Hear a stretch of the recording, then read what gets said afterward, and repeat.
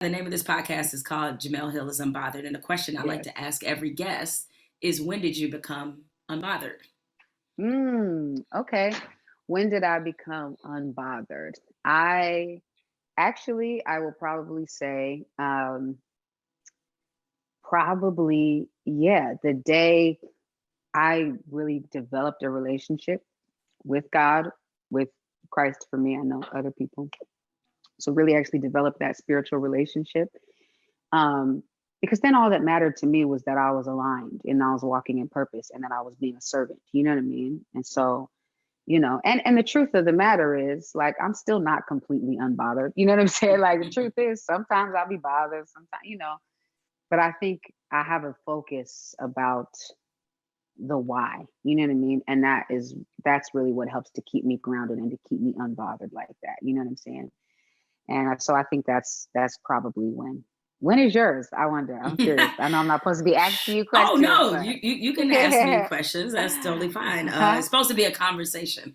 there Um, you go. Okay. for me, I think when I really reached that space is probably maybe about 3 or 4 years ago. I left. I had a Wow. very successful job at ESPN, and Yes, I um, remember. yeah, We was things all were there. We going. was all there rooting for you and with you. Yes, which I certainly appreciate. And so, yeah, everything was going, pretty well. And then after that happened, it just, you realize, you go through these events and you realize things are fleeting, like this Yes, is really ma'am. fleeting. Yeah. And Yeah, so, absolutely. so once I got to that point, the few fucks I had, I gave away. Right. Like They handing went. them out for I free. was like, y'all can have these. I don't give Yeah, one there you go. anymore. I already had a low level of fucks, but they Right. really went out the But they was window. really gone. They was really gone after that. So, Listen, I hear yeah. that.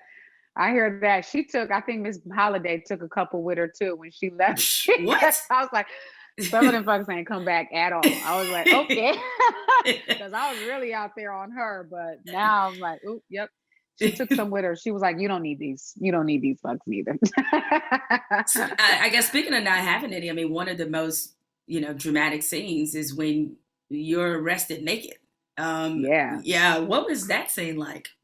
So that scene actually, I think they edited out the part as well too, where she actually squats down and pees on the rug in that scene as well too, because not just because it was in that scene, because it happened.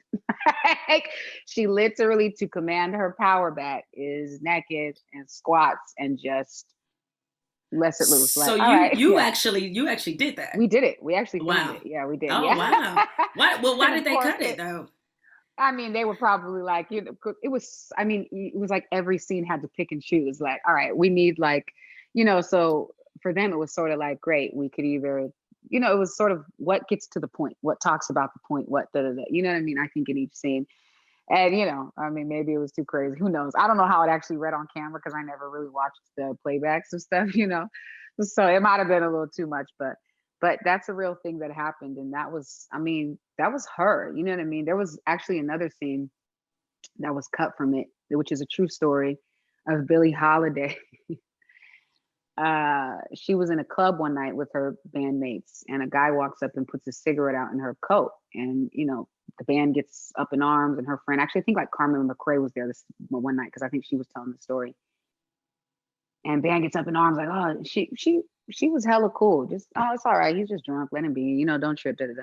And then he stops. He said, no, I'm not drunk. I just didn't know they serve nigga bitches in here. You know what I'm saying? They love to call somebody nigga bitch. Mm-hmm. So I was like, and so, and she very kind of, casually gets up and tells the man to meet her outside. And so instead of like just meeting, so he goes to meet her outside, but he brings a friend with him as if they're going to jump her and beat her up because that's what cowards do. So Carmen McRae tells a story about running out to go help her. And she said by the time she got there, she looked and she had fucked both of them up. I was like, she was really, people don't understand. This She is was gang, about that gang, life, gang, boy. gang, Right? She gang, was gang. gang, gang. Right? So, but I admired that. You know what I'm saying? I admire that. It's like, I think that people would be like, oh, oh, handle it better. But I'm like, honestly, she gave him a chance to be like, be cool, and then she she did what she had to do. So there was They a actually lot of chose the that. violence, to be She honest. 100%. They They chose chose it. it. They chose They it. didn't know what they was really choosing, but Correct. But so they I chose. think she was a lot like that. You know what I'm saying? All the time. Yeah. So, I mean, with you going through this process of immersing yourself so deeply in a character, I'm sure with you being the second Black woman ever to win a Golden Globe and all the success and accolades that came with it, um, how does this impact, or how has it impacted how you're looking at perhaps your next project? I should ask, do you consider Right. yourself an Right. actor now?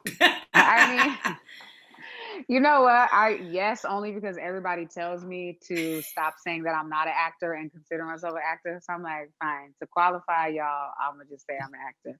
But a little bit like it's, if I got the right formula, because I give so much credit to Tasha Smith, you know what I'm saying? She's just a genius, to Lee Daniels, to Tom Jones. So, and obviously I give all credit to my faithful and true to my father, but like that's time will tell.